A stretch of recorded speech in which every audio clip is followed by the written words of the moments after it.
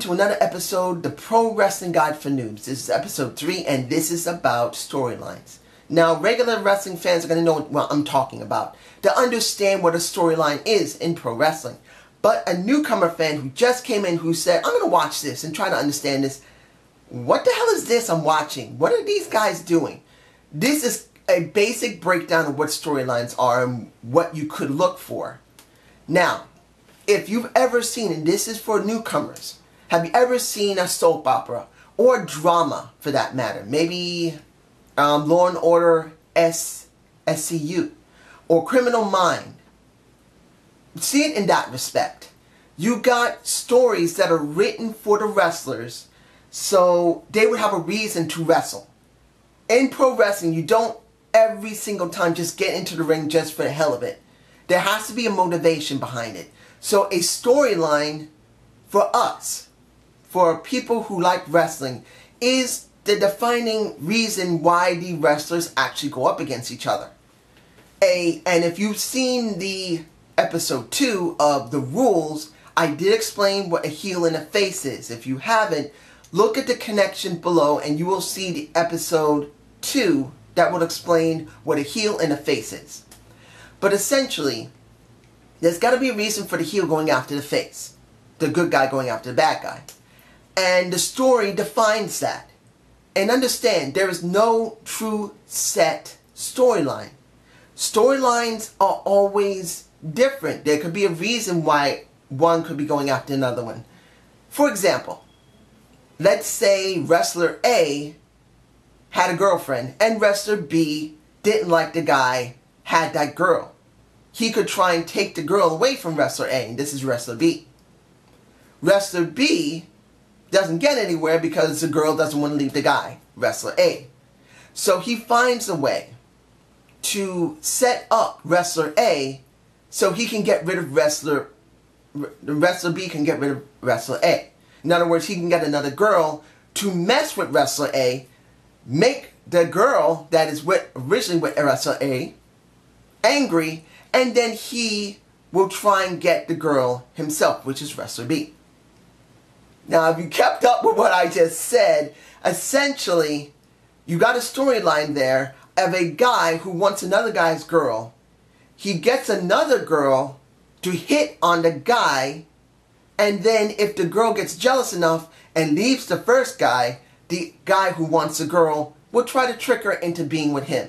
And that will give the first guy, which is wrestler A, the reason to fight the other guy who's wrestler B. Because he tricked his girlfriend into going with him. And that's one of the ways you can have a storyline there. Another one is that wrestler A had a car. Beautiful car. He came to the arena in it every single time. He was proud of that car. He loved it. Let's say, like in California, they got a lot of lowriders, which cost tens of thousands of dollars. And let's say another guy liked that car, but he can't get it, he can't afford it, and he gets jealous of the guy who has the car. You know what he does? He can do several things. One, he could steal the car. And then he'll be driving around with it for the time that is shown on the wrestling program. Or he can damage the car. And that will make the person who owns the car incredibly angry and wants to go and break the guy's neck. Well, not legitimately trying to break his neck, but you understand the reasoning what I'm saying. A reason for one wrestler to go after another. That is the way pro wrestling works. They don't just go into the ring and always see who's the better wrestler.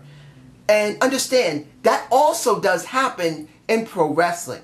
There could be a storyline where there's one of the best wrestlers that's in the company, and maybe an up-and-coming wrestler says, I'm better than you.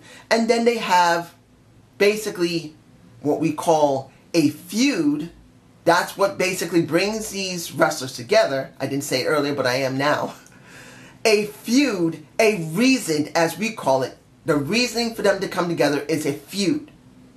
And this could cause them to come together and fight one another.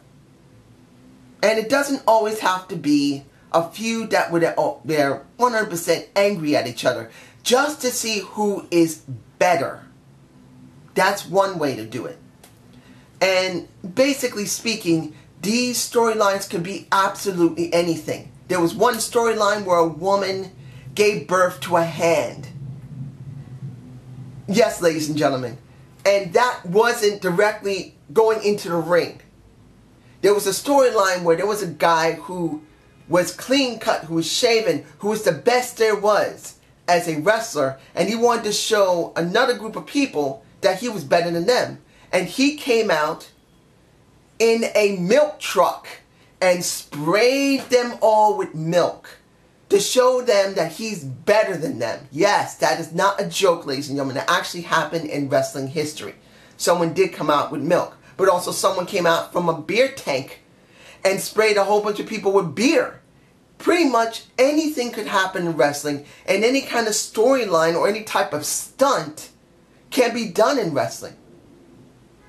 So I'm going to stop it there, where maybe I'll elaborate on it more in another video and talk about what a real wrestling storyline is and give you a description of one.